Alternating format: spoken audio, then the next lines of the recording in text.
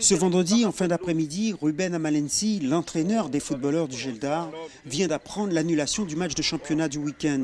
Un autre coup de massue après l'annonce du couvre-feu à 19h. C'est quoi les arguments? Maintenant que c'est à 19h, il faut s'organiser, mais c'est pas évident puisque bon, la plupart des joueurs quittent leur travail à 17h, voire 17h20, 17h30. Ce ne sera pas évident. Donc c'est une situation qui est difficile à gérer. Pour le moment, là où je vous parle, on ne sait pas encore comment on va gérer cette situation. Et pour cause, les entraînements débutent théoriquement à 17h30, voire plus tard pour certains clubs. Autre discipline, l'athlétisme. Les mesures de couvre-feu suppriment de fait 2 séances sur 3 pour la majorité des athlètes collégiens ou lycéens. Ça réduit énormément le volume d'entraînement. Donc pour un athlète qui prépare des échéances internationales, voire nationales, c'est compliqué. Le club Roucou avait programmé le premier meeting de l'année. Il est contraint de l'annuler et réclame plus de précision concernant la gestion du sport. La première chose à laquelle on pense, c'est sa santé. On ne veut pas mettre en péril la santé des jeunes, des sportifs. Donc que les choses soient claires.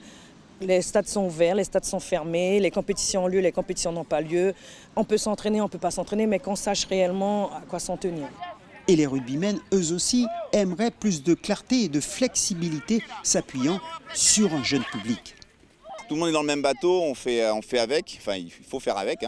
Le truc qu'on demande nous, je pense qu'on n'est pas les seuls, c'est qu'au moins quand on a des manifestations sportives le week-end, que la manifestation sportive se termine par exemple à 18h, qu'il y ait une dérogation, que quand les Cayennais sont à Saint-Laurent, ils aient le temps de rentrer. Ils aient une dérogation pour qu'au moins on puisse faire les manifestations sportives dans les heures autorisées avant le couvre-feu. Au badminton, la discipline a eu du mal à repartir. Elle se réjouissait d'un rythme de croisière retrouvé tout en respectant les gestes barrières. Aujourd'hui, elle a l'impression de payer pour les insouciants.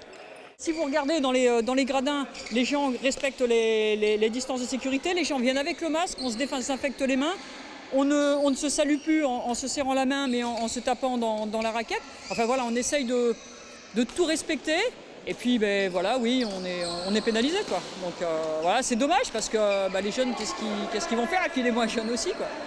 Visiblement, le monde sportif semble avoir du mal à cerner la gestion de cette jeunesse, autorisée à la pratique en milieu scolaire, mais pas en club.